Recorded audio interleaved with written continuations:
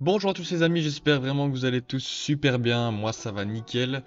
Voilà la petite vidéo que je vous avais promis hier lors du live que j'ai effectué pour le tirage des huitièmes.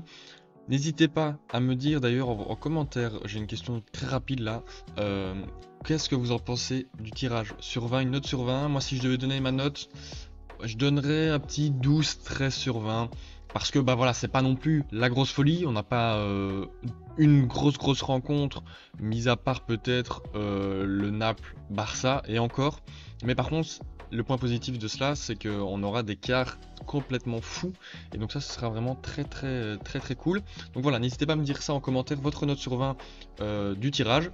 Nous, dans cette vidéo, qu'est-ce qu'on va faire? On va faire un pronostic à chaud. Évidemment, ce sera très compliqué vu que les matchs vont se jouer au mois de février, mi-février la manche aller et puis début mars la manche retour. Donc c'est vraiment très compliqué et c'est vraiment pas représentatif de, à mon avis, ce qui va se passer, mis à part les gros clubs évidemment.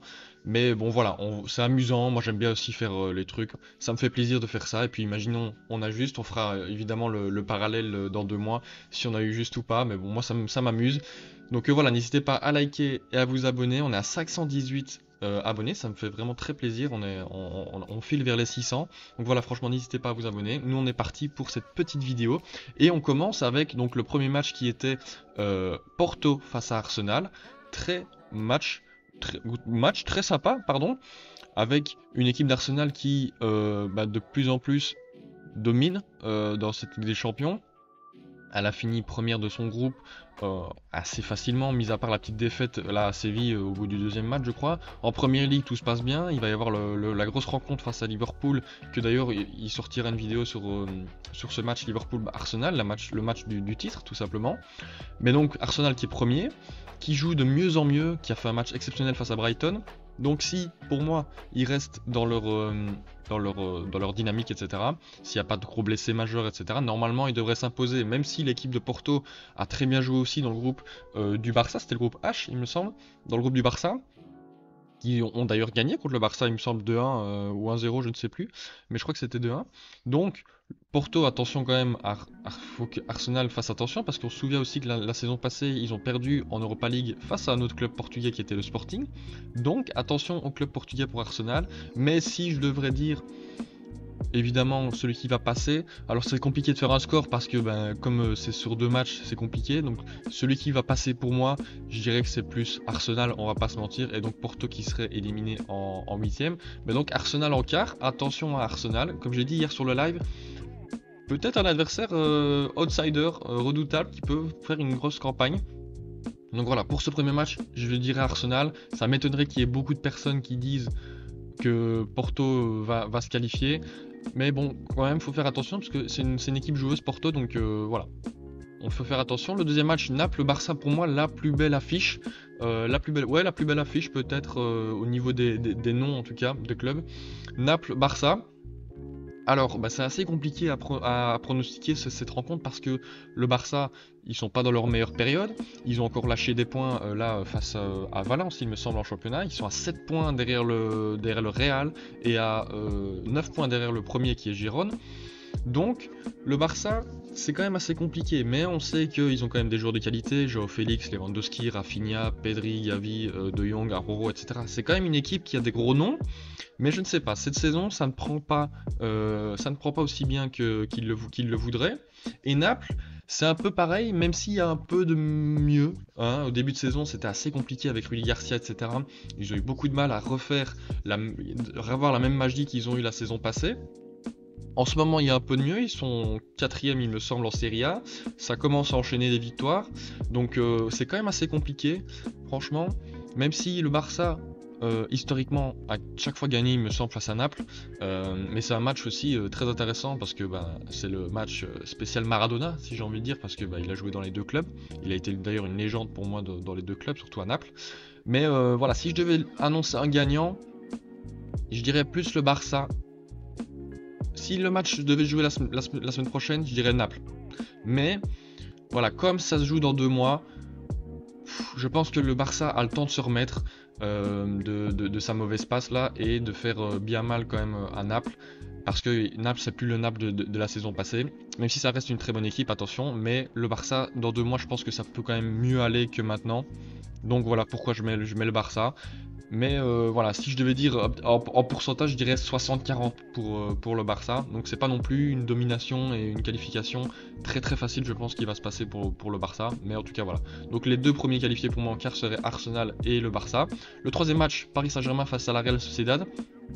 Alors, ça c'est quand même compliqué aussi parce que au niveau du tirage, le Paris Saint-Germain s'en est très très bien sorti. Ils ont esquivé City, Real, Bayern, Atlético, Barça, Arsenal. Ils ont chopé sur le papier, évidemment, la moins bonne équipe. Voilà, faut se le dire. Mais quand même, attention à cette équipe du Real Sociedad qui est très très bonne, qui a quand même fini premier du groupe où il y avait l'Inter, finaliste de la saison passée. Une équipe qui joue très bien au ballon. Franchement, cette saison, ils jouent très très bien au ballon en Liga ou même en Ligue des Champions. Ils n'ont pas marqué beaucoup de buts, je crois qu'ils ont marqué que 7 buts sur leurs 6 matchs. Mais bon, 3 victoires, 3 nuls, pas une défaite pour le moment. Donc voilà, faut quand même faire attention à cette équipe de la Real Sociedad.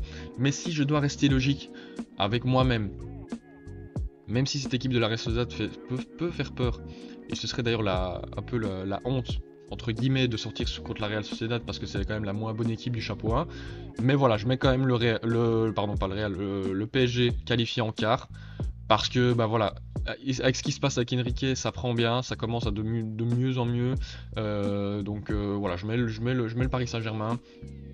Il y a un truc qui est en train de se passer, surtout comme je dis, ça joue dans 2 mois, donc peut-être que la Real Sociedad ça va un peu moins tourner après la trêve. Le PSG, eux, ils sont un peu dans une mini tournante, pardon, pas tournante, mini tourmente, parce qu'ils ont fait nul face à Lille ce week-end.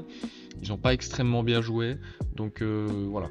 Moi, comme je dis, si c'était la semaine prochaine, là j'hésiterais fortement, mais si voilà, ça joue dans 2 mois, il peut se passer quelque chose pour le PSG, donc voilà, je dirais car PSG, du coup Arsenal et Barcelone, et là comme vous pouvez le voir, si ça se produit vraiment, on aura des quarts assez fous. Alors le match entre le PSV et Dortmund, je vais y aller très très vite, parce que je vais pas... Voilà, j'ai pas tellement d'arguments, c'est plus un feeling. Je pense que déjà ce sera un match très très ouvert, donc très sympa à regarder, parce que Dortmund, ils ont rien à perdre en soi. Ils ont fini premier du groupe de la mort, le groupe F. PSV, ils ont fini deuxième derrière Arsenal, une équipe qui est en championnat sur 16 victoires en 16 matchs, premier du championnat donc, qui est très très forte. Voilà. Maintenant, si je devrais dire un, un qualifié, voilà, je sais pas pourquoi, mais je sens le PSV. Voilà, moi je dirais le PSV. La petite surprise, je dirais peut-être le PSV qui se qualifie en quart. Ça peut être vraiment, vraiment, vraiment sympa. Ça va, franchement, je vous le dis, ça va être un match très, très intense, très, très ouvert. Donc ça va être peut-être un des matchs les plus spectaculaires à regarder. Je pense que ça va partir dans tous les sens. Mais voilà, je crois je crois en PSV, je crois aux Pays-Bas qui seraient en quart. Donc voilà. C'est un feeling. Je peux pas trop vous expliquer comment, mais vas-y. PSV. Donc voilà. Le 6ème match, Lazio face au Bayern. Bon, on va pas trop débattre là-dessus. Je pense que le Bayern va se qualifier. On va pas se mentir. Franchement, la Lazio m'a pas trop convaincu. En Serie A, ça va pas trop non plus. Le Bayern, ils sont sortis premiers du groupe. Voilà, ils sont très très forts. Ils sont bien en place. En plus, dans 2 mois, donc ce sera encore mieux. Donc voilà, Bayern. Inter Atlético, je l'ai gardé sous le coup de ce petit match avant d'entamer les 2 derniers.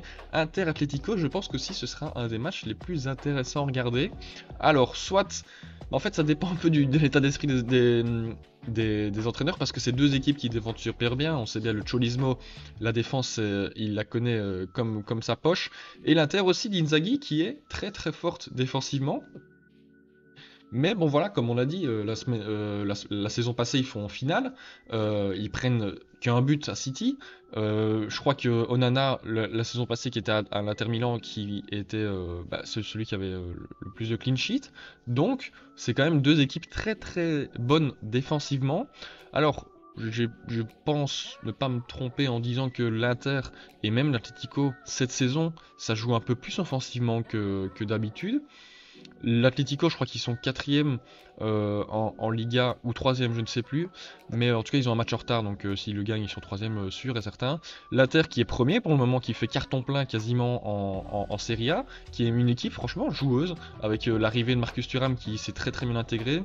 L'Atlético qui, pour le moment, Griezmann est en feu, même Morata, qui est, je crois, le meilleur buteur de la Ligue des Champions, à égalité avec Haaland et Højlund, je crois. Mais Morata, voilà, on l'attendait peut-être pas là, mais il marque quand même pas mal de buts.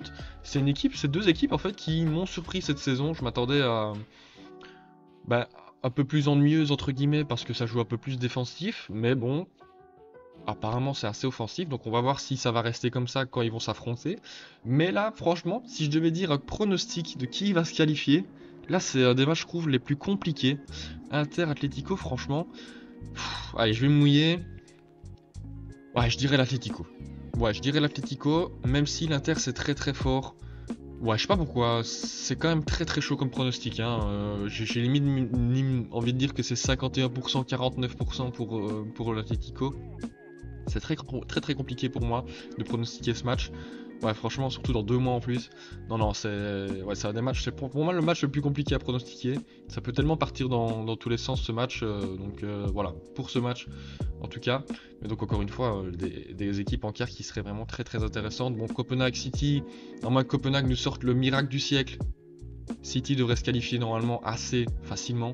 Ouais, franchement, faut pas déconner, même si ils sont un peu dans une mauvaise passe, ils sont encore sur un nul à domicile en première ligue, ils sont 4e, je crois. Ça va pas fort pour City, mais bon, faut pas. Non. Dans 2 mois, ils seront remis, De Bruyne va revenir, etc. Ça va. Quand De Bruyne va revenir, tous les problèmes vont être réglés. Donc voilà, City en quart pour moi. Et puis Leipzig, Real Madrid. Alors, c'est assez compliqué aussi. Voilà, au premier abord, j'aurais dit le Real, on va pas se mentir. Mais là, à la base, c'est reblessé. Il y a un joueur qui s'est reblessé, c'est Alaba, au ligament, encore une fois, ligament antérieur. Donc ça fait la charnière plus le goal qui ont la même blessure. Militao, Courtois et Alaba, du coup. Et c'est l'équipe de Leipzig qui n'a pas trop de blessés, qui a une armada offensive assez sympa franchement avec Xavi Simons, Poulsen, Openda, Sesko, Forsberg, Olmo, etc. C'est quand même très très sympa. Mais bon, on va dire qu'au niveau de l'expérience, le Real est clairement le favori de ce match. Ça joue quand même bien avec un Bellingham qui est en feu. Donc peut-être que le fait que l'expérience que le Real a acquérie tout au long de ces années va jouer dans ce match parce que le RB Leipzig, ils ont quand même pas mal de jeunes joueurs qui n'ont pas trop joué en Ligue des Champions. Il y a quand même beaucoup de joueurs qui vont découvrir cette compétition, enfin en tout cas la phase de groupe ils ont découvert, mais des vrais matchs en 8e, quart, etc. en phase éliminatoire. Donc peut-être que ça va peut-être leur monter un peu la pression, etc. Donc je dirais le Real, mais j'ai quand même assez peur parce que bah il y a quand même pas mal de blessés, il y en a qui reviennent, etc. Mais voilà, je vais quand même dire le Real parce qu'on va pas se mentir, sur le papier c'est quand même l'équipe qui a le plus d'expérience, qui a la meilleure équipe, qui est quand même très très forte en Liga. Ils sont 2e à 2 points de Gérone. Donc voilà, franchement ils sont très bons. Ils ont gagné contre le Barça en Liga, ils ont gagné contre les premiers. Donc voilà, ils ont juste perdu contre l'Atlético, mais en tout cas même en phase de groupe. Naples, c'était pas non plus simple à manœuvrer. Ils ont gagné leurs 2 matchs face à Naples. Et je crois qu'ils ont fait un nul ou je sais plus quoi. Non, je crois non. Ils ont fait les 6 victoires, donc ils ont fait carton plat comme City. Donc voilà, je vais dire le Real Madrid pour cette qualification en quart. Et donc, imaginez un peu les quarts de finale avec Arsenal, PSG, PSV, Manchester City, Real, Bayern, Atlético, Barça. Je pense que le fait que le tirage, comme je l'ai dit en début de vidéo, ne soit pas très bon pour les 8e, mais en quart par contre les amis, ça va être fou. Si tout ce que j'ai dit là se passe, je pense que ça peut être les quarts les plus extraordinaires de l'histoire de la Ligue des Champions. Parce que là, waouh, ça peut être très très beau. Donc voilà. Je vous laisse avec tout simplement cette vidéo, c'est fini pour moi.